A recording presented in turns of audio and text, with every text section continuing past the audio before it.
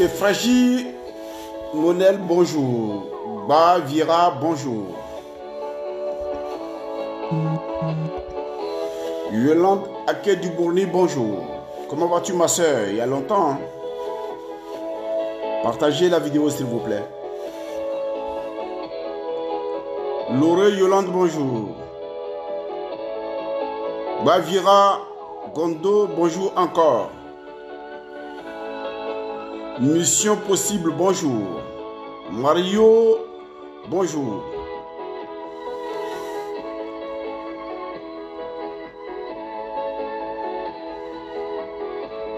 Yannick Larba, bonjour. Yebois plutôt. Yebois Kwame Kosono, bonjour. Patrice Ando Boka, bonjour. Nono Kone, bonjour. G. Irène Bagnon, bonjour. Badegno, bonjour. Merci Roger Marsa Quadio.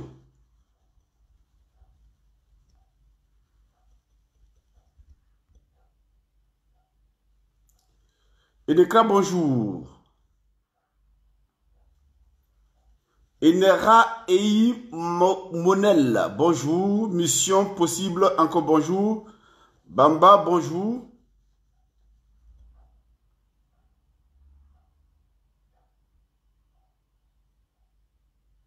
Sissé Ahmed, bonjour. L'original, bonjour. Amani Franck Coré, bonjour. Sissé Ahmed, bonjour. Kakou Constant, bonjour. Sissé Mohamed, encore bonjour. Roger Maxima, encore bonjour. Alors, chers amis, partagez la vidéo au maximum.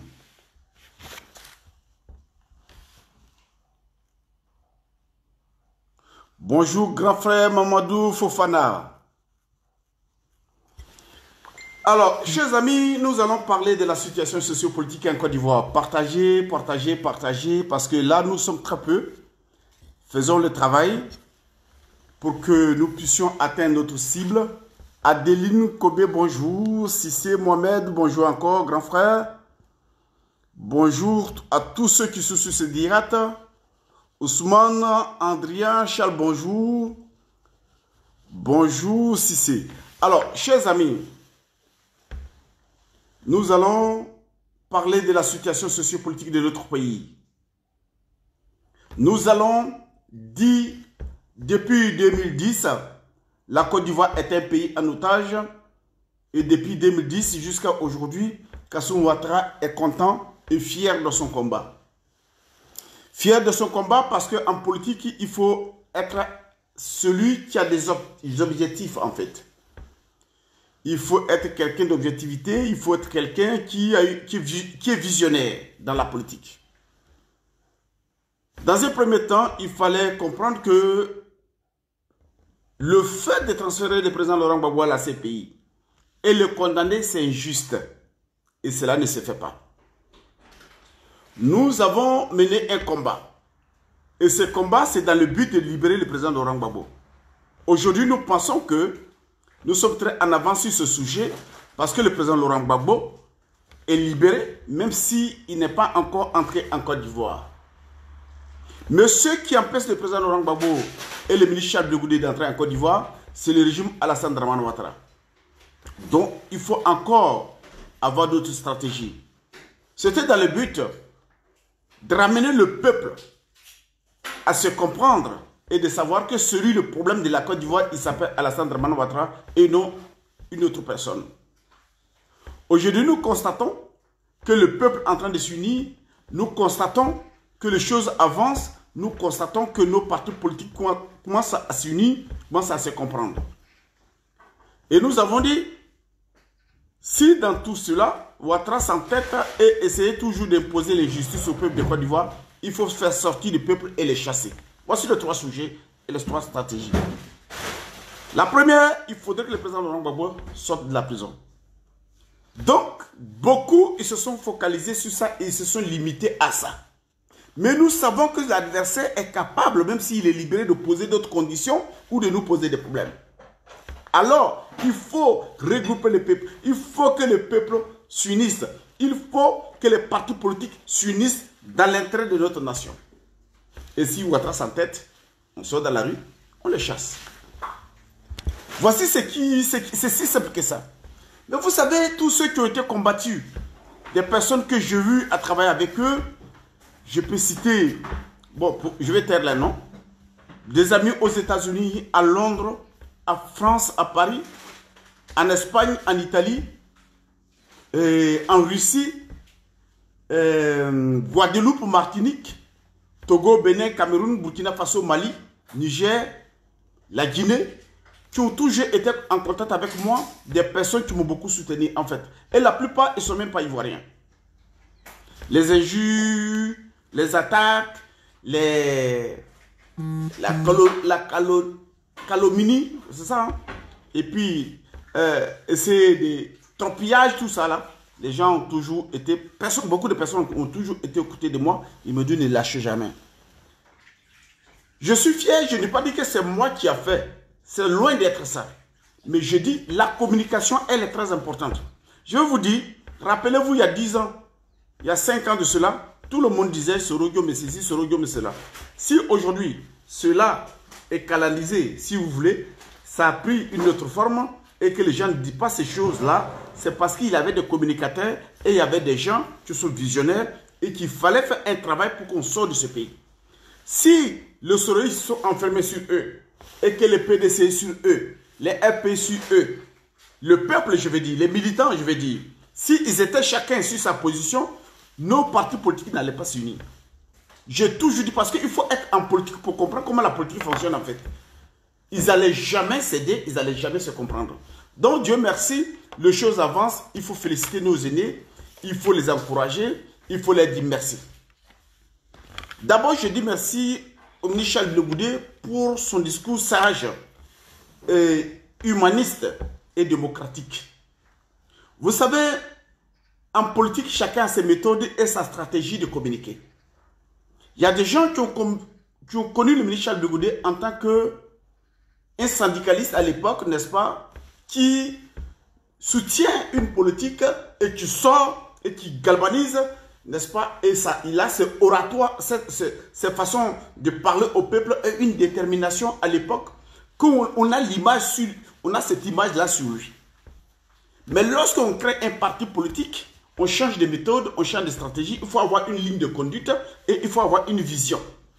Le ministre Charles Blé Goudé a une vision aujourd'hui. Le ministre Charles Blé Goudé il avance selon sa vision. Il fait tout avec politesse, il fait tout avec intelligence.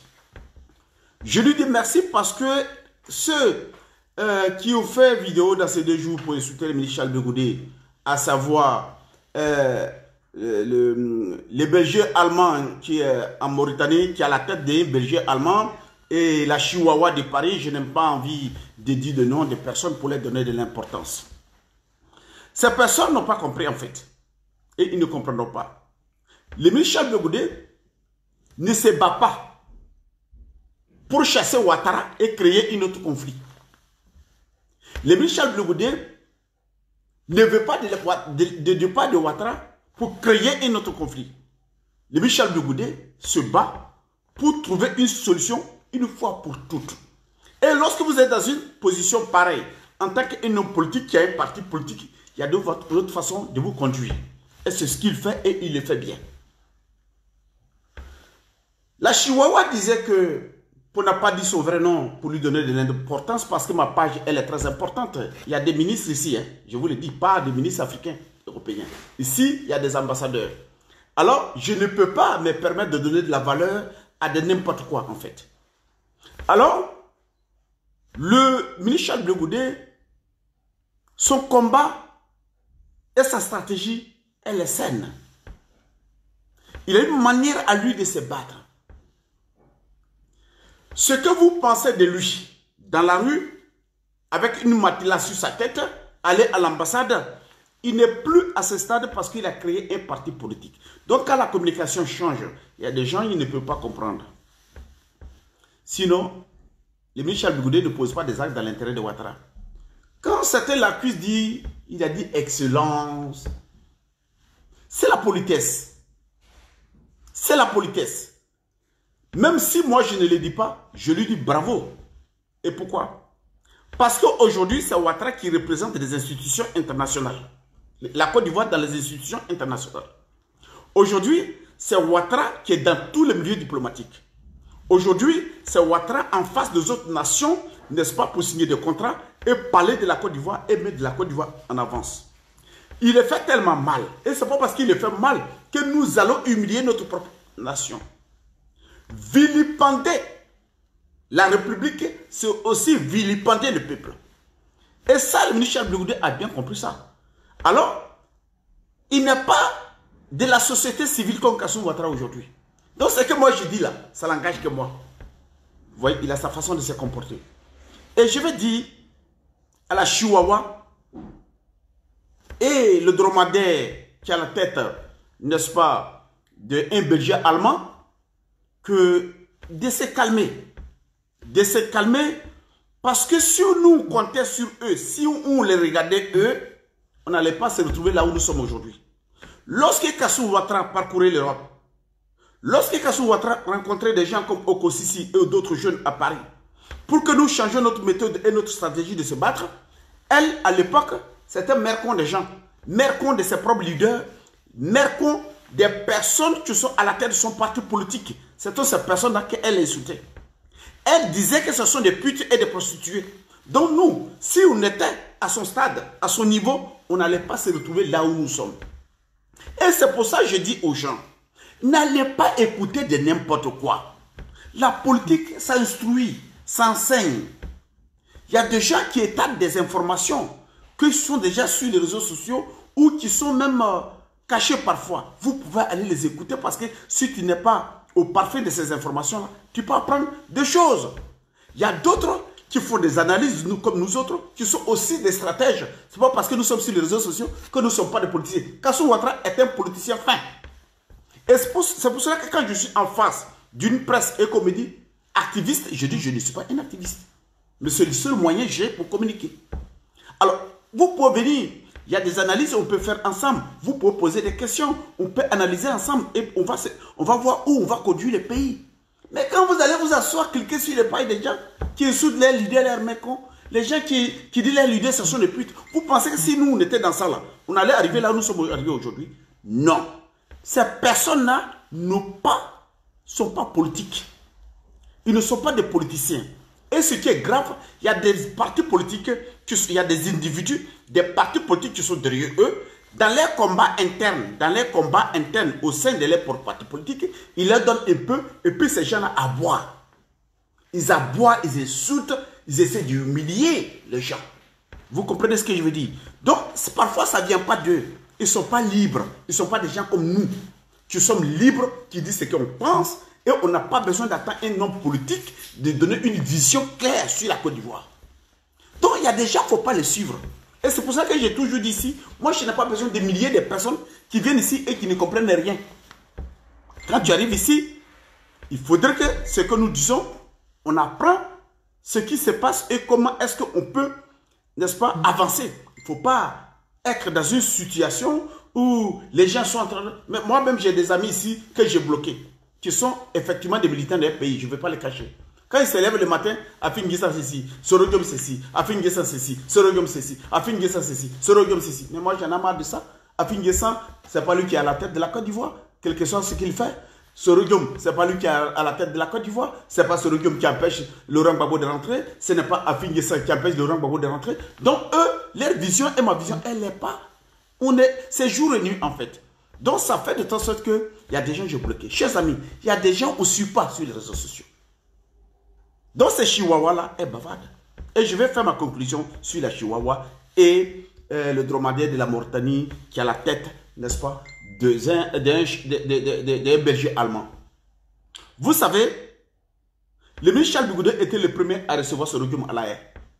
La même chihuahua là, elle a fait vidéo pour dire pourquoi ce rhodium, pourquoi Charles Bigoudé a rencontré ce rhodium. Elle a fait plusieurs vidéos. Elle a insulté le monsieur comme c'est pas permis. Elle a insulté le monsieur jusqu'à insulter sa femme. Elle allait au plus loin. Je vais vous dire ça. Mais que le ministre m'excuse, je ne suis pas un homme vulgaire. À mon âge, je ne peux pas dire de bordel. Mais pour que vous puissiez vous souvenir de ça. Elle a dit, c'est une femme, c'est parti intime, sans mauvais. Elle a dit tant de bordel ici. Et pourquoi? Parce que Charles Bleu Goudé a reçu ce rhodium. Mais aujourd'hui, la même chihuahua vient s'arrêter ici pour faire les éloges de ce rhodium et elle insulte plutôt Charles Bleu Goudé. Il faudrait que vous ayez ce qu'on appelle l'esprit de discernement pour suivre les gens et les écouter. Il y a des moutons, il ne faut pas les écouter. Moi, je ne serai jamais utilisé par un homme politique pour aller faire le bordel. Alors, cette fille et le dromadaire de la Mauritanie, il faudrait que vous faites très attention à ce qu'ils disent. Je dis la parole, comme le Michel Bigoudé lui-même le disait, au début était la parole, au commencement était la parole, et la parole était avec Dieu, et Dieu est la parole. Donc la parole délivre, la parole délibère, et la parole condamne. Il faut faire très attention à la parole. Moi, je pense que cette chihuahua, aujourd'hui, quand il y a des manifestations à Paris, elle n'y va pas. Pourquoi? Parce qu'elle sait les dangers dans lesquels elle s'est mise. Donc, faisons très attention aux personnes que nous suivons. Je vais dire merci au ministre Soro-Diom. Merci au ministre Soro-Diom pour son combat. Merci au ministre Soro-Diom pour ce qu'il fait. Merci au ministre Soro-Diom pour toutes ses activités pour la Côte d'Ivoire. Le ministre Soro-Diom fait un bon boulot. Excusez-moi, s'il vous plaît. Le ministre Soro-Diom fait un bon boulot. Il fait un travail fiable. Il fait un travail efficace. C'est grâce au ministre Soro-Diom, aujourd'hui, nous voyons beaucoup de choses qui se font. Moi-même, j'ai été humilié, insulté, traité de tout le nom par rapport à ce homme que je ne connais pas. Et je n'ai jamais cherché à la rencontrer. Et je ne cherche pas à la rencontrer. Le but ici, ce n'est pas de faire de l'amitié avec des hommes politiques pour moi. C'est de plutôt, n'est-ce pas, contribuer pour la libération de notre nation. Le ministre Soro-Diom, dans ces 2 jours, son appel a été écouté par les partis politiques. Et ce qui a été dit par le ministre Soro-Diom, c'est d'abord des actes qui ont permis, n'est-ce pas, aux partis politiques de s'unir. Et il a une détermination sur le plan politique, sur le plan de la diplomatie. Et je dis merci à cet homme qui a appelé le président Laurent Gbagbo. Lui-même, il a dit devant la presse internationale qu'il a appelé le président Laurent Gbagbo, il lui a demandé pardon. Vous savez, c'est difficile, je vais vous dire la vérité. C'est très difficile et compliqué à un homme politique de oser dire, il reconnaît ses torts et demander pardon à quelqu'un. Parce que ça peut te condamner.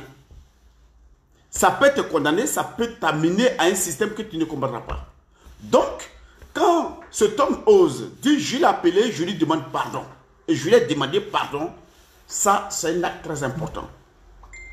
Nous sommes, je pense qu'aujourd'hui, je peux reprocher beaucoup de choses au ministre Soro-Diom. C'est mon droit, compte tenu de son passé. Mais aujourd'hui, je peux lui dire, moi je suis quelqu'un, quand tu fais le mal, je te dis tu fais le mal. Il n'y a pas quelqu'un ici qui a attaqué Soro-Diom plus que moi. Il n'y en a pas. Il n'y en a pas. Vous allez retourner en arrière de 2013, 2014 jusqu'à 2017, il n'y a pas quelqu'un qui a... 2015 plutôt, il n'y a pas quelqu'un qui a attaqué Soro-Diom plus que moi ici. Mes vidéos étaient concentrées sur Soro-Diom. Mais aujourd'hui, quand quelqu'un pose un acte qui est bien, il faut dire c'est bien. Le monsieur reconnaît ses torts, il reconnaît ses erreurs, il vient, il dit plusieurs fois au peuple ivoirien de l'excuser, il dit, il appelle le président Laurent Gbagbo et il lui demande pardon. Ça, ce sont des avancées dans notre politique. Il va faire appel à toutes les l'opposition ivoirienne et l'opposition va se réunir hier, n'est-ce pas, au siège du PDCI RDA Cocody et qui vont prendre des mesures très importantes. Avant de venir sur les mesures très importantes, partager la vidéo, je vais dire aussi merci. Merci beaucoup au grand frère Afin Guessan. Beaucoup seront choqués. Oui. Je dis merci au grand frère Afin Guessan parce que sur le grand frère Afin Guessan, tout ce qu'on a dit, tout ce qu'on a fait, s'il s'entêtait pour dire qu'il va aller à ces élections par la force, on ne pourra rien faire. On ne peut pas lui dire qu'il ne faut pas partir. Personne ne l'oblige. Personne ne l'a obligé. Moi, même j'ai fait une vidéo ça sur ma page, ici, où je parlais de lui. Personne ne lui dit qu'il ne faut pas aller à ces élections. S'il veut partir, on va lui faire quoi? Puisque Ouattara a accepté sa candidature. Mais il décide consciemment, lui, et dit, je ne veux pas. Ce n'est pas quelqu'un qui est venu lui dire. On ne l'a pas forcé, on ne l'a pas attaché. On ne l'a pas... Ça dit, il n'y a rien. Il n'y a aucune pression. C'est lui, consciemment, qui regarde la situation. Il dit, ces élections-là, pour mon peuple, moi, je n'y vais pas. Il faut le saluer, il faut l'encourager. Grand frère, maintenant, là, tu as commencé à nous démontrer de quoi tu es capable dans la politique. La politique, comme tu le sais, grand, il y a beaucoup de choses qui peuvent se passer. À un moment donné, il y a des choses qu'on peut régler. D'autres veulent ta mort. Moi, je ne veux pas ta mort. D'autres veulent ta tête. Moi, je ne veux pas ta tête. Je suis panafricain. Donc, ma vision n'est pas la vengeance dans les partis politiques. Ah, il a fait ça à mon parti politique, moi, je vais contre lui. Si c'était le cas, je ne vais pas parler du bien de Sorogium. Parce que Sorogium a déclenché la guerre dans ma région. Et les hommes de Sorogium ont déclenché la guerre à ma famille. Alors, dans la politique, à un moment donné, il faut savoir faire raison. Mettre la raison au devant de ce que tu veux. Maintenant, grand frère Afin Guessan, aujourd'hui, tu décides de ne pas participer à ces élections tant que les revendications comment on appelle ça, de l'opposition ne soient pas acceptées. Grand, nous te disons chapeau. Nous te disons chapeau. Moi-même, je t'ai appelé une fois. Et moi-même, je t'avais dit. Je te tutoie parce que tu es mon grand frère. Je ne t'appelle pas Premier ministre. Je t'appelle grand frère. Parce que effectivement, tu es mon grand frère. Grand, votre combat interne, moi, j'ai enlevé ma main dedans. Parce que quand j'ai vu ce qui s'est passé avec Mme Simone Gbagbo, j'ai dit, là, il faut faire très attention à ce que tu fais.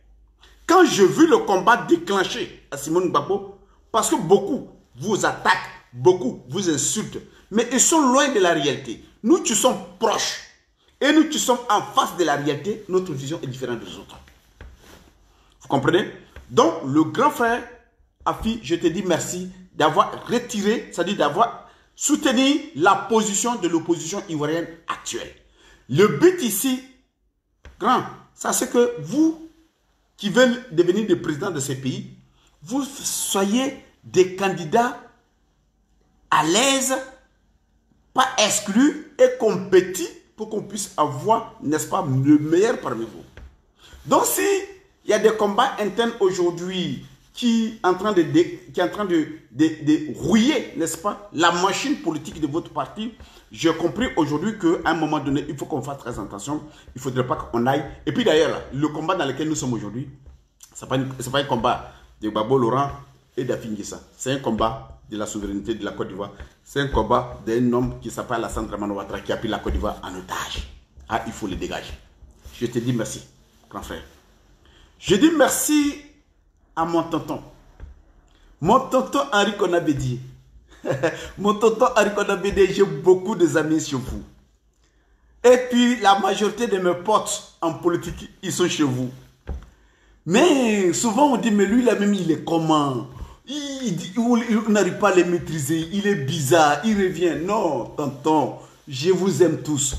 Je sais l'histoire et je connais l'histoire des PDCI RDA. Je suis l'un des hommes qui est fan de PDCI RDA.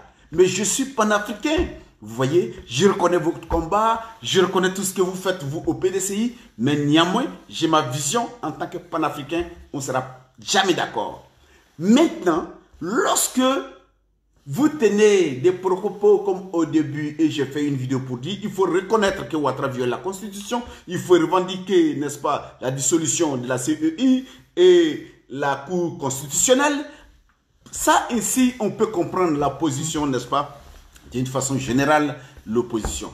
Aujourd'hui, nous comprenons que Nous l'avons dit, mais peut-être vous y pensez auparavant, on ne savait pas. Mais aujourd'hui, chose faite. Nous vous disons vraiment merci parce que nous sommes arrivés à un stade où l'opposition ivoirienne est unie.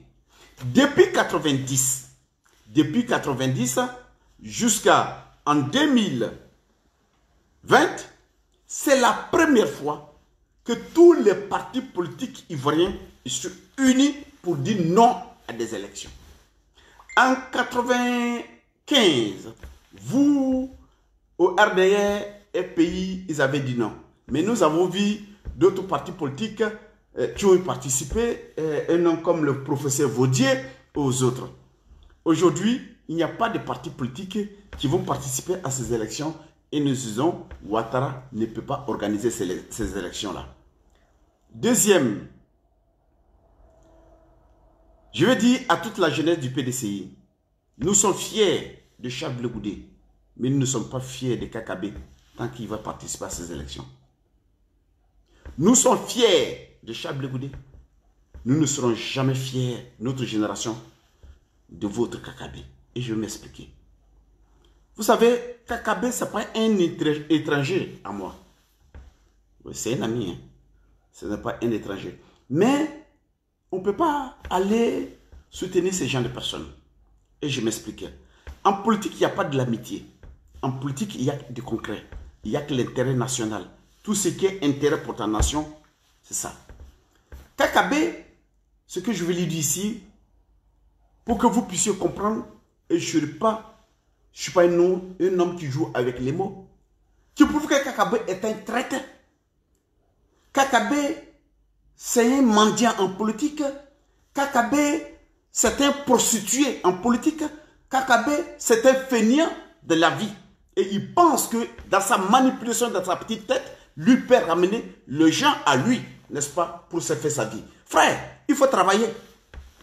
Travaille. Travaille. Moi là, je travaille pour vivre. Ta prostitution politique ne marchera pas en 2020. Kakabe, quelle est la structure? Un homme, quand tu dis moi je suis candidat, je vais aux élections, il y a des structures sur lesquelles toi tu te bases. C'est quelle structure? Quelle est la structure toi tu as qui dit tu vas aux élections? Quand j'attends la presse, à savoir RFI, à savoir CNN, qui parle du cas de Kakabe, ceux qui sont ici, je vais dire que la presse internationale comprend une seule chose, Kakabe n'est pas un candidat. C'est un élément de perturbation de ces élections. Ce n'est pas un homme qui a un parti politique Kakabe. Ce n'est pas quelqu'un qui a un mouvement. Ce n'est pas quelqu'un qui a une association. C'est quelqu'un qui est neutre. Il est seul. Il n'y a personne derrière lui. Donc Kakabe ne peut pas être candidat pour que vous parlez de lui. Alors ne nous emmerdez pas, ne nous amenez pas en 2010, en 2002. Kakabe, il est qui? Il a quelle structure? Il a quel parti politique? Ce qui lui compte. Kakabe, vous pensez qu'il est capable d'avoir des hommes qui vont couvrir toute la Côte d'Ivoire, de représenter Kakabe dans tous les bureaux de vote? Alors vous parlez de quoi? Kakabe n'a pas un candidat. Kakabe, c'est un élément de Ouattara pour perturber ces élections, pour aller contre ses adversaires. Donc, Ouattara est en train d'utiliser Kakabe comme un outil qui est utilisé au RHDP. Ce n'est pas quelqu'un qui est politique. Kakabe, vous vous rendez compte, en 2015, la Cour constitutionnelle n'a même pas donné les résultats des élections. Kakabe a félicité Ouattara. On a vu tout de suite l'ambassadeur des États-Unis qui va courir pour aller tomber dans les bras de Kakabe. Donc, il ne faut pas qu'on va se tromper. Kakabe n'a pas un politique. Kakabe, c'est quelqu'un utilisé, n'est-ce pas, pour...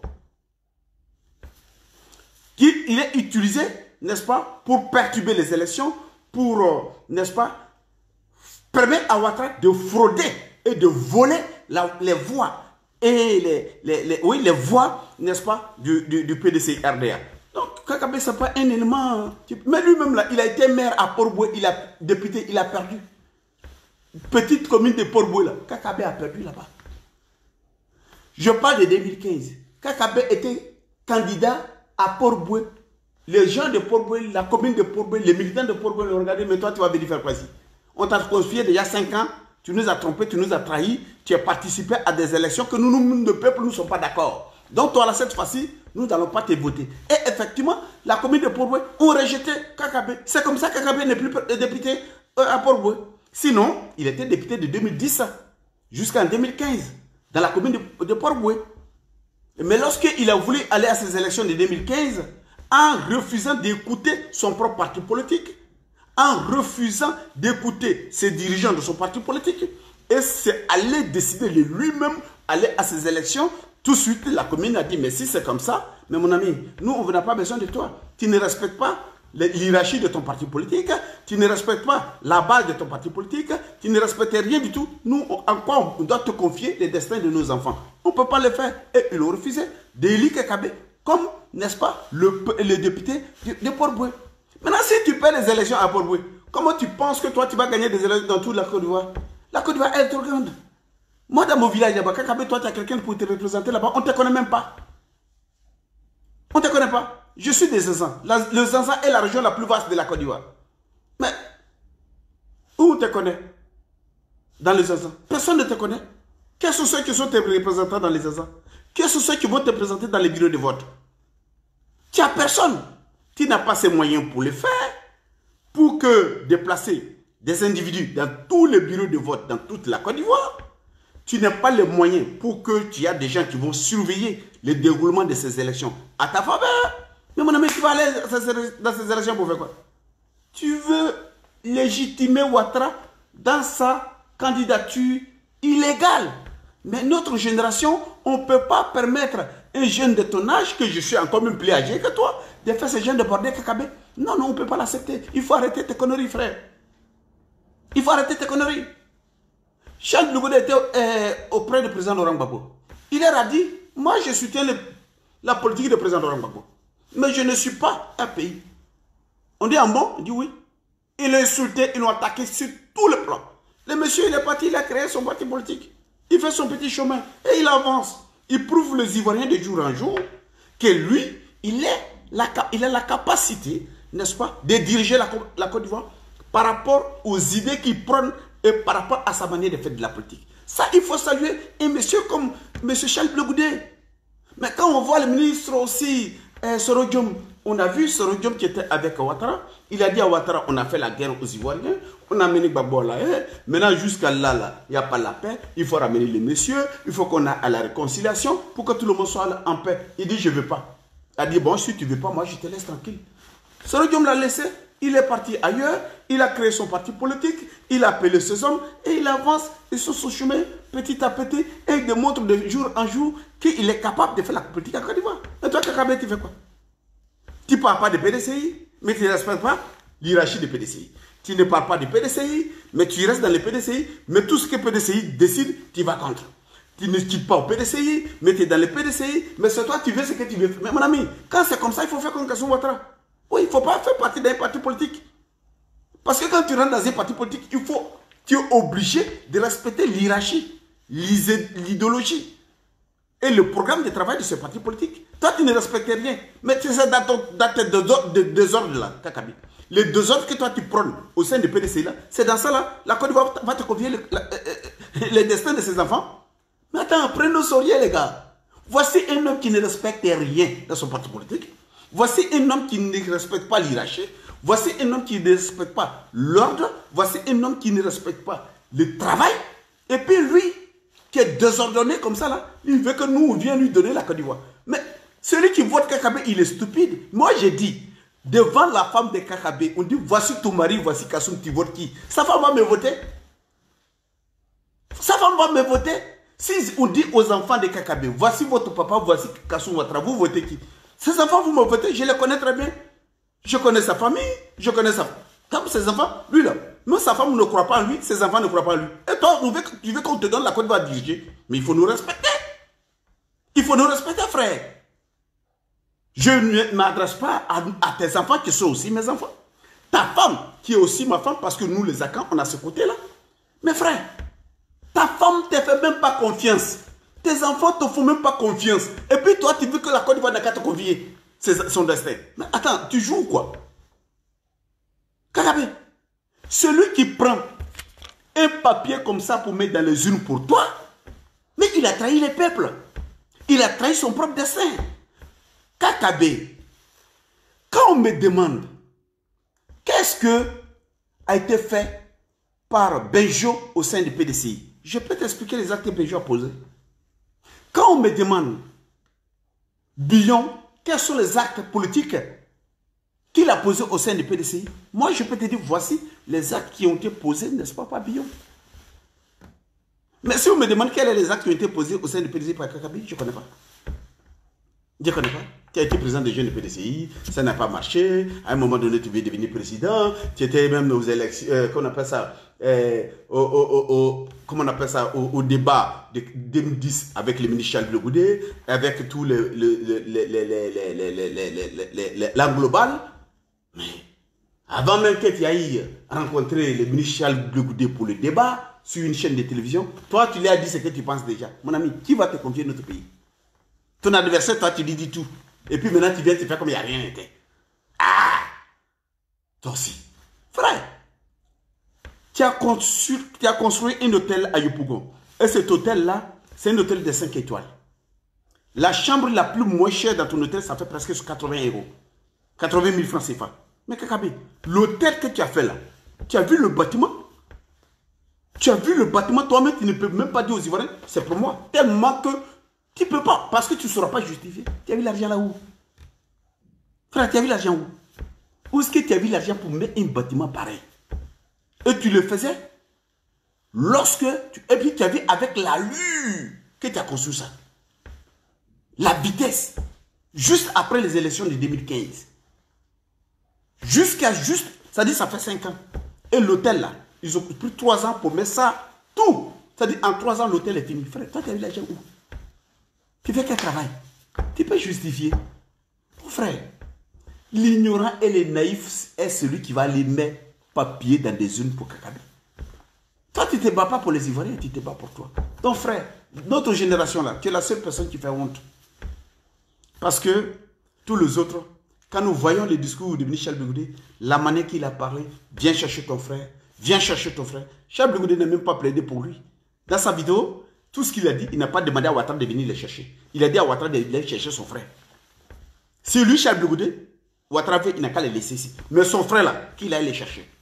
Voici un homme, j'aime beaucoup sa façon de faire. Vous savez, il y a des gens qui n'aiment pas Charles Blegoudé. Mais ceux qui n'aiment pas Charles Blegoudé, ils sont tous cons.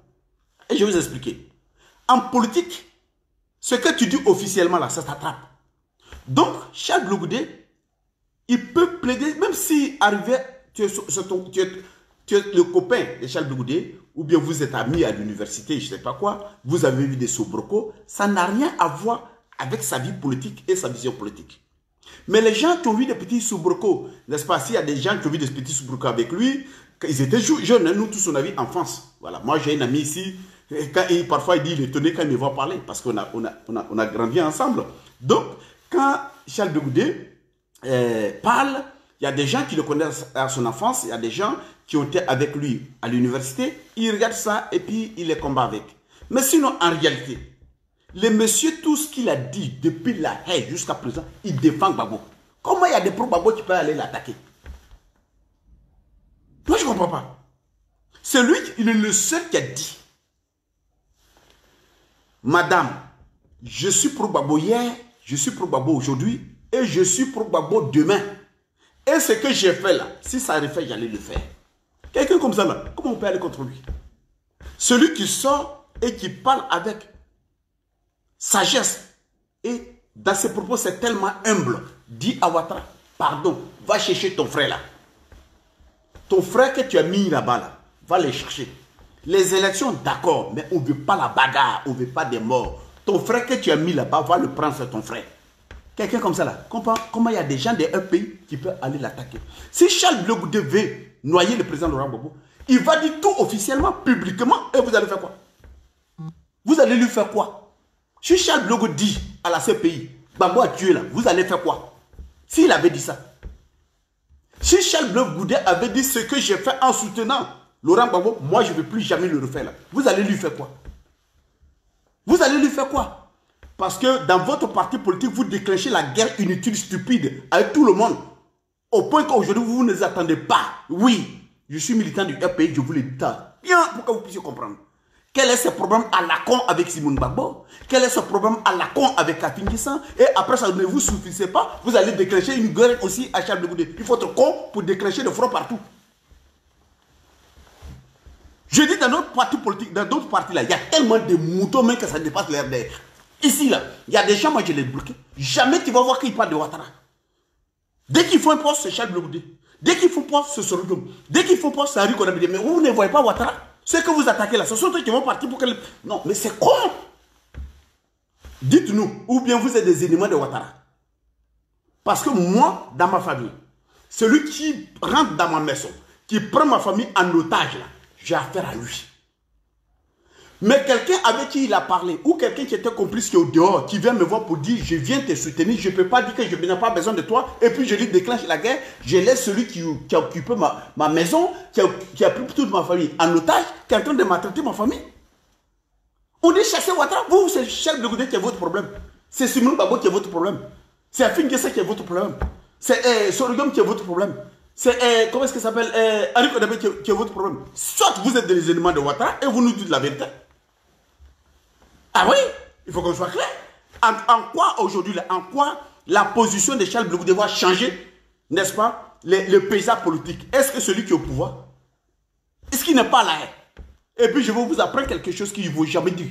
Et il ne vous l'a jamais dit ça. Il ne peut pas vous le dire parce qu'ils ont honte. Charles Blé Goudé, où il vit là, vous pensez qu'il est sur l'autorité de la haie? Il est libéré. Charles Blé Goudé loue une maison pour vivre. Mais arrêtez d'emmerder tout le monde là. Ah, voici un jeune, qu'il m'excuse de dire il est jeune. Mais oui, oui, il est jeune. Quand vous voyez, ce sont les jeunes qui sont nés dans le 72, hein. Oui. Alors, quand vous allez voir un monsieur comme ça, qui perd ses 2 soeurs, qui perd ses 3 frères, il n'y a même pas des gens qui sont capables de, dans votre propre parti politique, qui disent Yako. Mais quand même,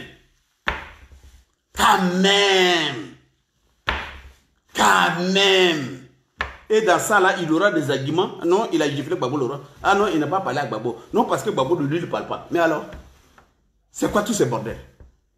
Vous faites honte. Bravo aux autres partis politiques.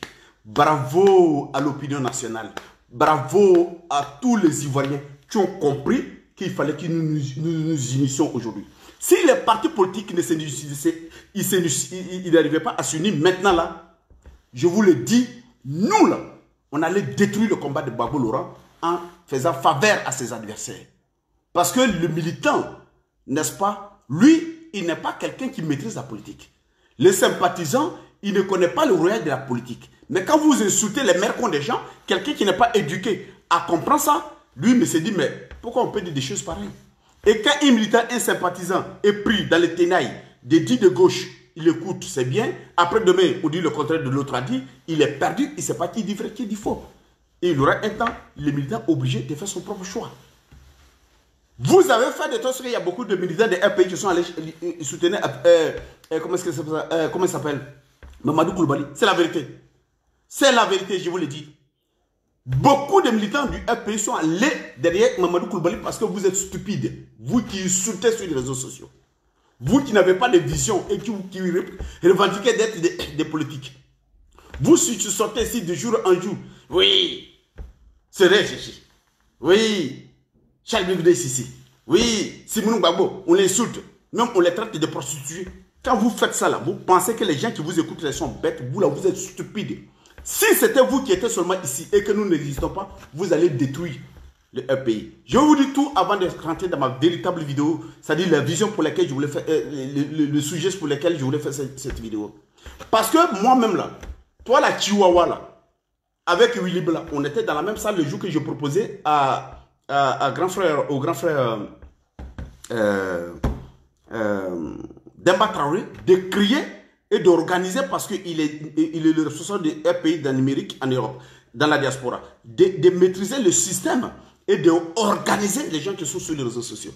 Et je l'ai dit, l'ambassadeur d'un pays auparavant qui était aux États-Unis, il était dans la salle.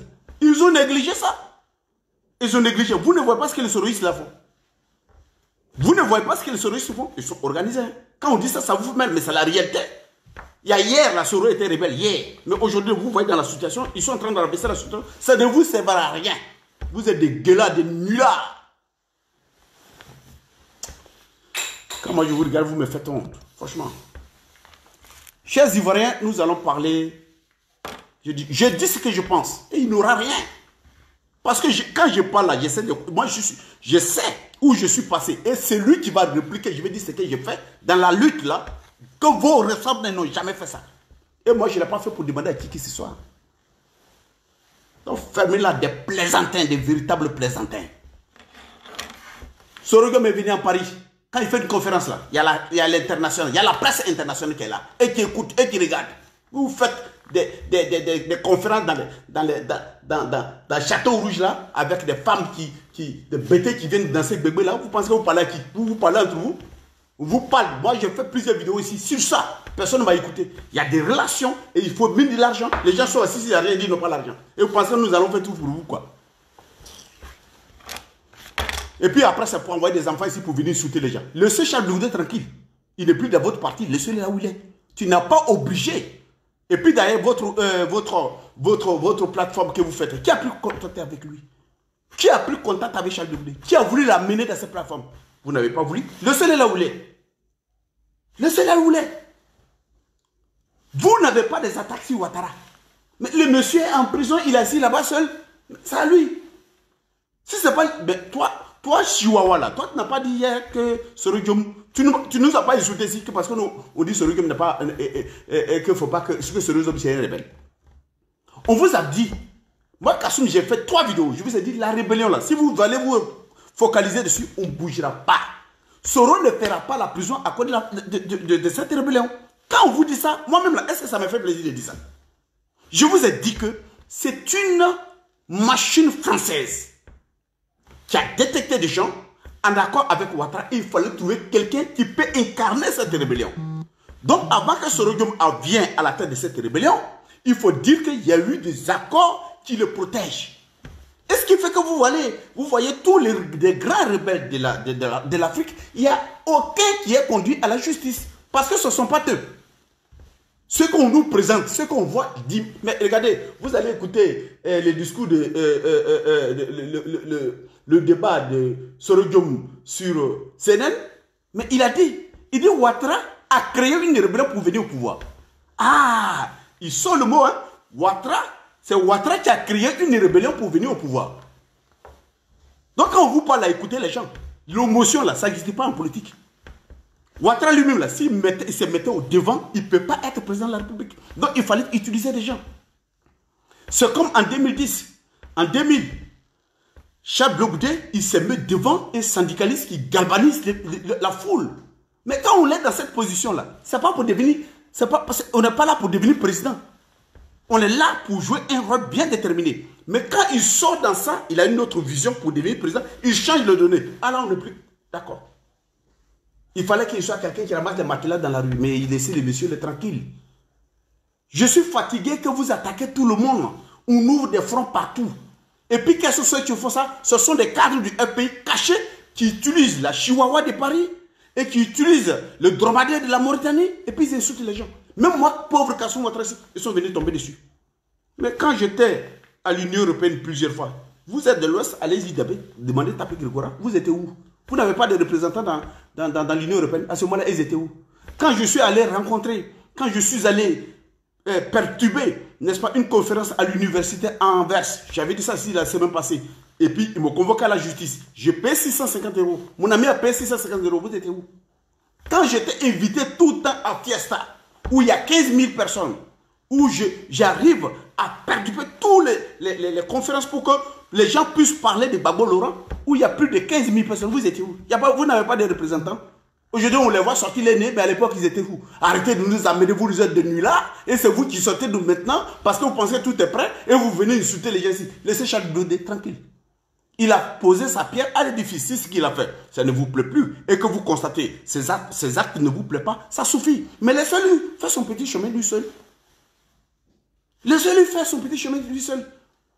Il y a certaines filles là, dans les milieux, ils prennent des cachous là, ils mettent dans les seins, et puis ils viennent s'asseoir, ils font les seins comme ça. Et puis ils pensent que ce sont des femmes. Mais arrêtez de nous emmerder.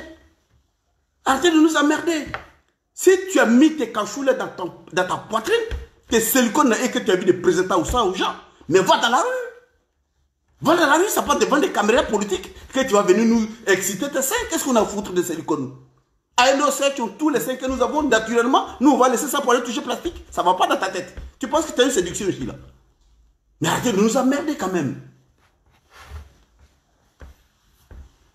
Arrêtez. Chaque fois, si ça passe Simone Gbagbo, chaque fois, si ça passe Soro-Diom, si ça passe Charles Blé Goudé, vous ne le voyez pas, vous. Vous, les militants perdus, les militants sans cervelle, les militants téléguidés par des malfrats au sein des pays. Vous, là, vous ne voyez pas Ouattara, ces actes qu'il pose, là. C'est vos propres partisans, là, que vous avez envie de salir. Mais si on vous habille de silicone, mais montrez ça à vos copains, nous, on n'a pas besoin. Parce que nos femmes, elles ont des belles seins. Et c'est naturel. On n'a pas besoin de regarder vos plastiques que vous vilipendez sur les caméras ici tout le temps, là. Qu'est-ce que vous voulez? Arrêtez vos bêtises, hein? Alors, je finis avec tous ces abrutis-là. Je vais saluer toute la Côte d'Ivoire. Saluer l'opposition. L'opposition revendique quoi? La dissolution de la CEI. La dissolution, n'est-ce pas, de la Cour constitutionnelle. Il demande aussi une audit sur la liste électorale en Côte d'Ivoire. Donc, là, aujourd'hui, là, nous sommes. Il faut comprendre que nous avons... Oui, alors? Bonjour. Bien. Ouais. Ouais, je suis en direct là. Je peux t'appeler après? Ouais. Donc, il ne faudrait pas que les gens soient dans l'émotion, en fait. La dissolution de la CEI, la dissolution de la Cour constitutionnelle. Et ils demandent, n'est-ce pas, à ce qu'il y ait une audit sur la liste électorale en Côte d'Ivoire. Parce que c'est vrai, on a vu ici à Bruxelles, moi j'ai été, on a vu des gens, des représentants, on dit que ce sont des représentants de la CEI, or on constate que ce sont des Guinéens. On a vu d'autres dans le passé qui sont venus, où moi-même j'ai failli faire la bagarre devant l'ambassade de la Côte d'Ivoire, où on a vu des Guinéens qui étaient là, qui se revendiquaient d'être des Ivoiriens.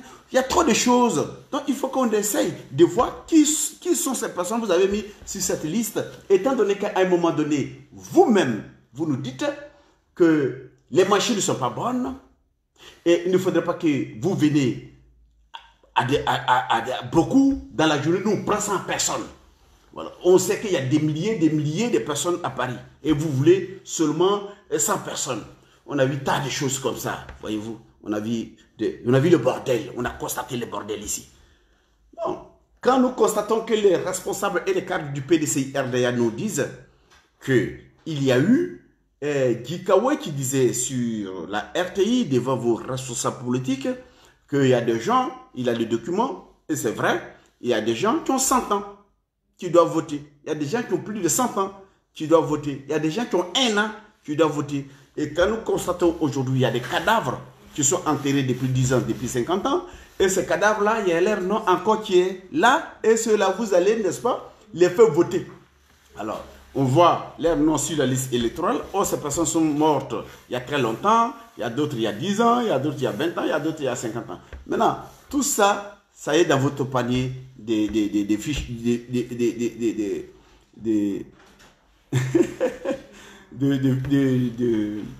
comment est-ce que je peux dire ça? De votre fiche électorale. Il y a un ici, il s'appelle Daché Barbu Chaki Traoré, vieux clochard. Quoi? Oui, c'est quoi? Il a voulu écrire clochard. Fred Traoré, je ne bois pas d'alcool. Ça fait 1. Donc, si tu ne me connais pas, tu peux te renseigner un peu. Voilà. Mais moi, je ne dis pas qu'il n'y a pas d'alcool chez moi. Hein. Parce que j'ai des amis blancs, j'ai des amis quand ils viennent, je leur donne ce qu'ils ont envie de boire, mais je ne bois pas d'alcool. Donc, il faut arrêter tes bêtises. Deuxième, frère, si je bois de l'alcool, je ne suis pas le seul. Alassane Dramane Ouattara, c'est un alcoolique. Tu comprends ça? Et les preuves, retournant en arrière, il a dit qu'ils ont attaqué chez lui. Il dit qu'ils sont arrivés chez moi et ils sont entrés dans la cave. Ils ont bu de l'alcool et ils étaient tous saoulés. Et nous constatons aujourd'hui, ceux qui sont proches de Ouattara, qui nous le disent, Ouattara, il aime des bons vins. Ouattara ne mange pas sans le vin sur sa table. Frère, la femme de Ouattara, elle n'est pas musulmane. Donc c'est vous, dans votre petite cervelle, dans vos petites têtes qui pensent que Ouattara est musulman. Aucun musulman ne peut épouser une femme qui n'est pas musulmane. C'est interdit dans l'islam. Parce que si vous voulez épouser une femme qui n'est pas musulmane, il faudrait que vous arriviez à faire de cette femme une femme musulmane. Va lire bien le Coran. Donc si Ouattara a épousé déjà une femme musulmane et que cette femme boit de l'alcool, c'est que Ouattara boit de l'alcool. Donc il faut laisser tous ces bêtises-là, petit frère. Je ne suis pas alcoolique. Je dis ce que je pense sur la situation. Arrêtez d'insulter ici. Alors, nous voyons les revendications des opposants. Ces revendications sont vraies, qui nous encouragent, nous, aujourd'hui, le peuple de Côte d'Ivoire, à les soutenir. Parce que nous voyons la candidature de Ouattara, là, c'est anticonstitutionnel. Dissoudre la dissolution de la CEI et de la Cour constitutionnelle, ça, ce sont des revendications vraiment fiables dans l'intérêt du peuple.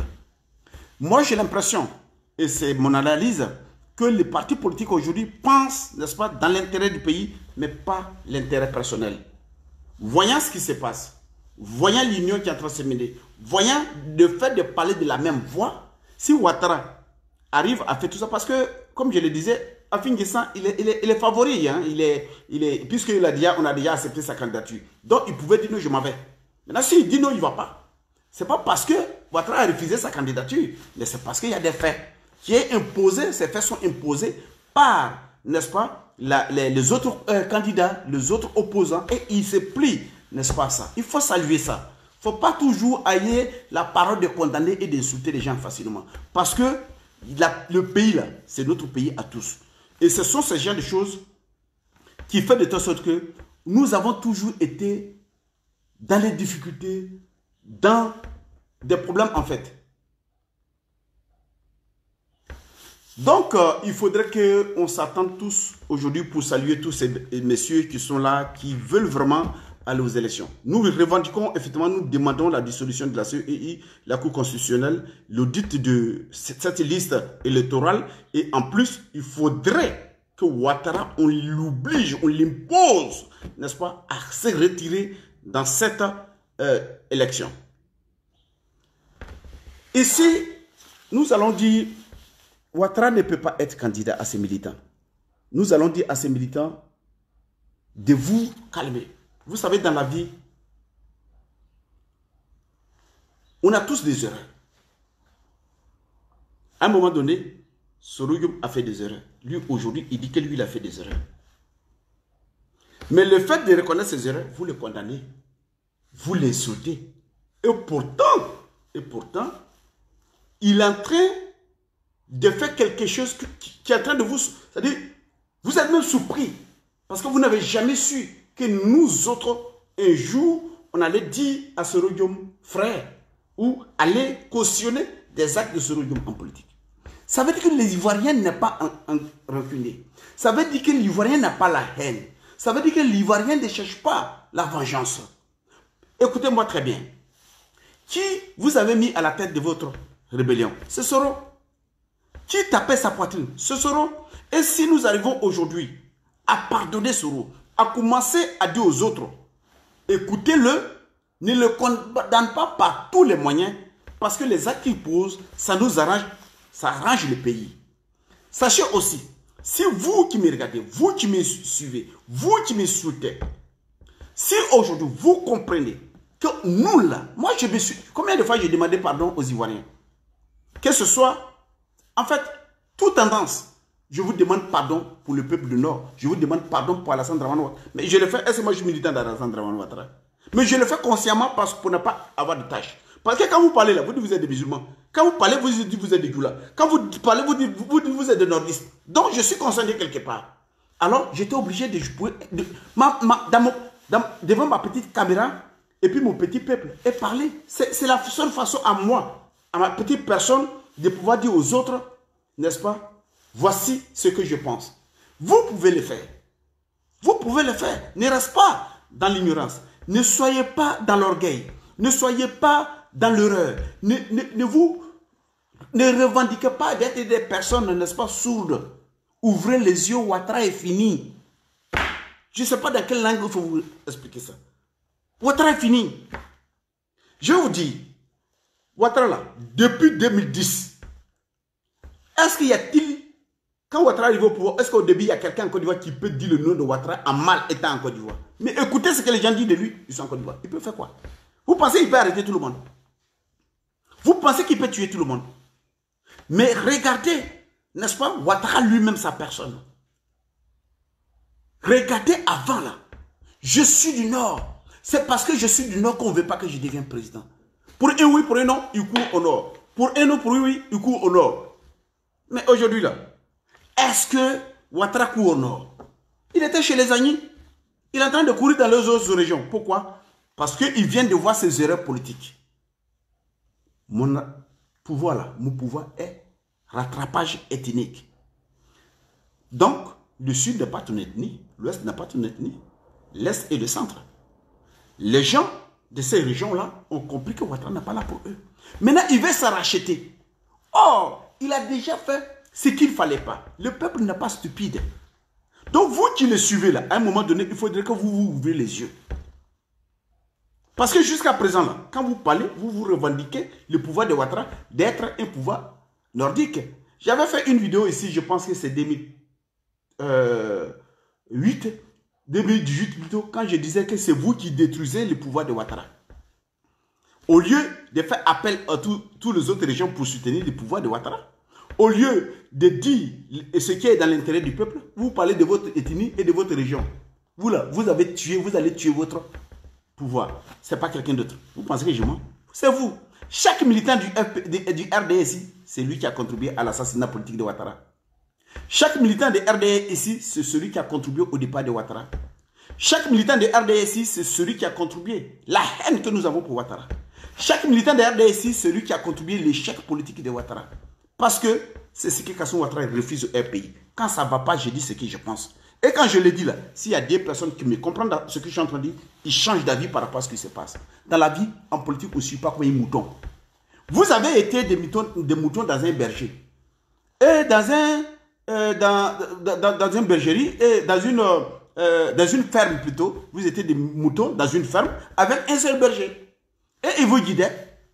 Et par finir, le point même que je peux donner d'une façon fiable, l'exemple que je peux donner, vous êtes des aveugles et vous avez demandé à ce qu'un autre aveugle vous conduise. Mais vous allez où? Dieu même qui vous conduit, il ne voit pas. Tous ceux qui sont autour de Ouattara, ce sont des personnes qui parlent dans leurs intérêts. On a vu votre machin là qui est devenu en Allemagne, lui dit la Covid. On a vu Adil Richard, on ne sait pas dans quel trou il est rentré. Celui qui a fini de lire votre papier là, il paraît, il a disparu. Vous devrez comprendre. Quand vous arrivez à ce stade où vos hommes politiques, vos cadres politiques, ils ont la grande gueule qui bavardaient et vous attendez toute la presse internationale qui parlait de bien de Ouattara jour et nuit et qu'aujourd'hui quand tu allumes ton radio, on parle mal de Ouattara, tu allumes ta télévision, on parle mal de Ouattara, mon ami, réveille-toi de ton sommeil, Ouattara est mort. C'est fini, c'est ça le système. Et c'est ce système où vous avez dit, quand le système, tu utilises, il t'utilise à un moment donné, quand tu n'es plus rentable et qu'on te trouve que tu es sale, il lave son image et puis il te pousse au devant des choses. Parce que c'est ce qu'on appelle l'impérialisme en fait. L'impérialisme, il est impérialiste dans les autres pays. Il n'est pas impérialiste chez lui. Il est dictateur dans les autres pays. Il est démocrate chez lui. Donc pour protéger son image chez lui, il faut laver son image. Alors, il vous pousse à commettre des erreurs à un moment donné. Eux-mêmes, ils vous lâchent, ils se lavent l'image, ils se disent, nous sommes des pays de droits de l'homme. Quand aujourd'hui, on attend la France dire, même un simple des militants de RDR qui parlent sur les réseaux sociaux, écoutez très bien ce qu'il dit. Les militants de RDR qui sont sur les réseaux sociaux, ils vont dire, il y a un monsieur Patton, n'est-ce pas, qui est constitutionnaliste français, qui soutient la position de Ouattara. Quelques journaux vont en parler. On est d'accord? Et les journaux qui vont en parler, qu'est-ce que nous allons constater tout de suite? Nous allons constater TV5. TV5, là, vous savez c'est quoi? Non seulement c'est international, mais c'est une télévision française, l'État français 100%. Qui est subventionné dans tous les francophonies, des pays francophones. Et eux, ils vont aller se lever pour aller en Côte d'Ivoire. Parce qu'il y a quelqu'un qui a écrit sur Facebook. Ils ont vu le tuer Ouattara, vous ne voyez pas. Ils vont aller chercher, ah oui, mais vous avez dit qu'il y a un patron en France qui a dit que Ouattara, c'est un constitutionnaliste plutôt, qui est en train de soutenir Ouattara, non? Nous, on est venus ici pour vérifier. Ah, il y a tel journal qui a parlé de lui. Comme vous dites qu'il est français, nous, on a vérifié chez nous là-bas. Il n'y a pas quelqu'un là-bas. Et puis, il est dit publiquement maintenant. Il y a 5 ans, Ouattara ment. Il ment comme il boit le vin. Il ment comme il boit les tapalo.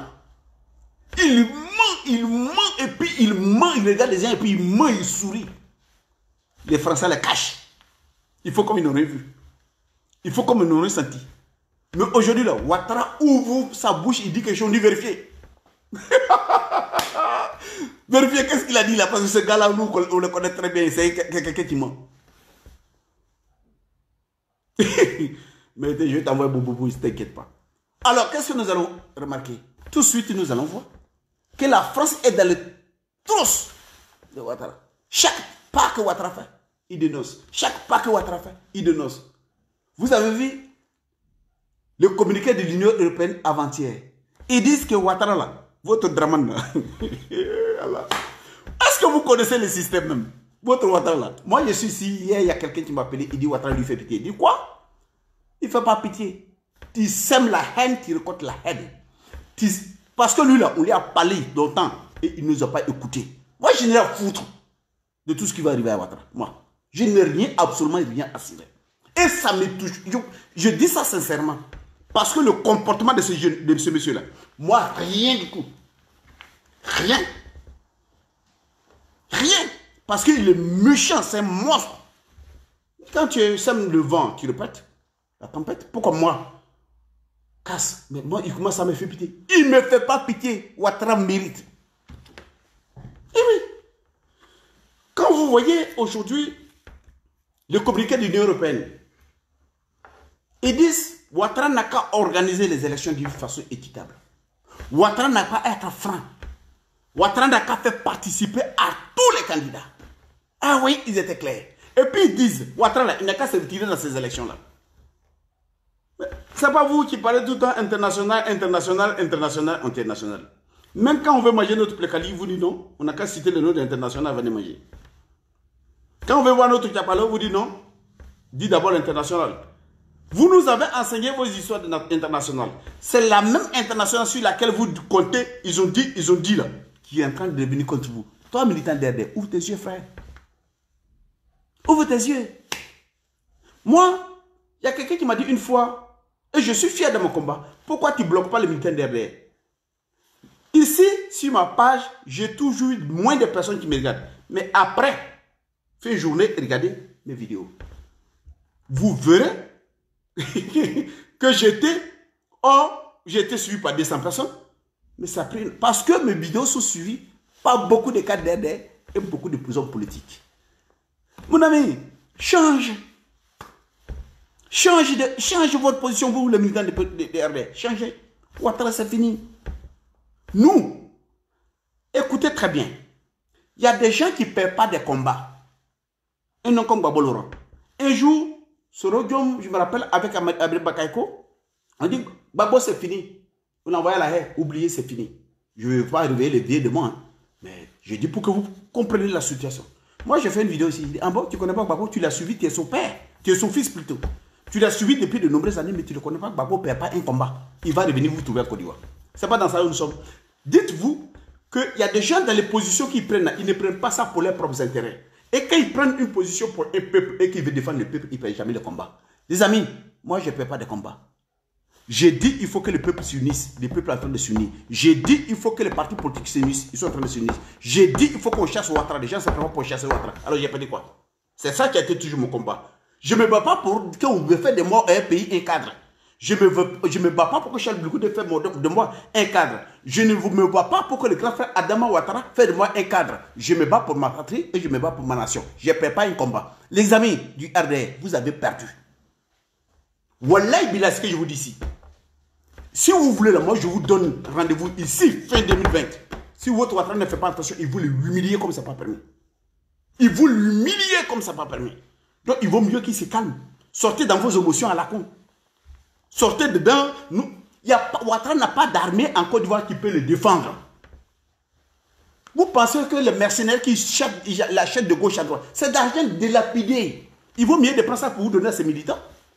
Vous pensez que lorsque le peuple se soulèvera, lorsqu'il aura un autre front contre son armée, vous pensez qu'il peut tenir? Mais arrêtez. Il a quelle armée même? Les gens qui sont venus fabriquer au Maroc ici là. Oui, fabriquer. Une armée fabriquée au Maroc là. C'est ça là qui va combattre. Il faut que vous réfléchissiez. Vous avez perdu. Vous avez perdu. Et puis je vais dire aux chefs de guerre, chers amis, soyons intelligents.